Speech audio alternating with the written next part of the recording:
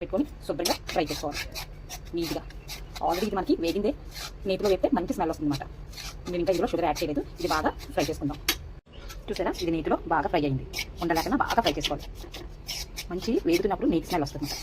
ఇలా బాగా వేగిన తర్వాత చూసారా, ఒక 5 మినిట్స్ చాలు. ఇప్పుడు మనం స్టవ్ ఆఫ్ చేసుకుందాం. ఇలా నేను వేరే ప్లేట్లో తీసుకొని ఇందులో నేను ఇంకా షుగర్ యాడ్ చేయలేదు. ఇప్పుడు యాడ్ చేస్తాను. కొంచెం చల్లగయ్యాక, వేపిన వెంటనే మనం వేసేయకూడదు షుగర్. కొంచెం నార్మల్గా చల్లగయ్యాక మనం షుగర్ వేసుకొని బాగా కలుపుకోవాలి. చూసారా, చల్లగైంది. మనం ముందుగా మిక్సీ పెట్టుకున్న షుగర్ పౌడర్ ఇందులో మనకి రుచికి తగ్గట్టు యాడ్ చేసుకోవాలి. మీరు ఇప్పుడు బెల్లం పౌడర్ కూడా దొరుకుతుంది, అది కూడా వేసుకోవచ్చు. మనకి టేస్ట్ అనుసారంగా వేసుకొని మనం చేతితోటి బాగా కలుపుకోవాలి. నీట్గా బాగా కలుపుకొని అప్పుడు మనం ఉండలు చుట్టుకుందాం. ముందు మనం బాగా కలుపుకుందాం. ఈ విధంగా బాగా కలుపుకొని మనకి ఏ సైజులో ఉండలు కావాలో ఆ సైజు ఉండలు చుట్టుకుందాం. పిల్లలకి టిఫిన్కి బాగుంటుంది, టేస్ట్గా ఉంటుంది. ఓకేనా ఫ్రెండ్స్, ఇలా మనం అన్ని ఉండలు చుట్టుకుందాం. ఈ విధంగా లడ్డూ చుట్టుకొని తింటూ ఉంటే బాగుంటుంది. పిల్లలకు కూడా ట్యూషన్ నుంచి వచ్చాక స్నాక్స్ కింద బాగుంటాయి ఫ్రెండ్స్. మీరు కూడా ఇంట్లోనే ట్రై చేయండి. ఓకేనా, ఉంటాను మరి. సబ్స్క్రైబ్ చేయండి ఫ్రెండ్స్. బాయ్.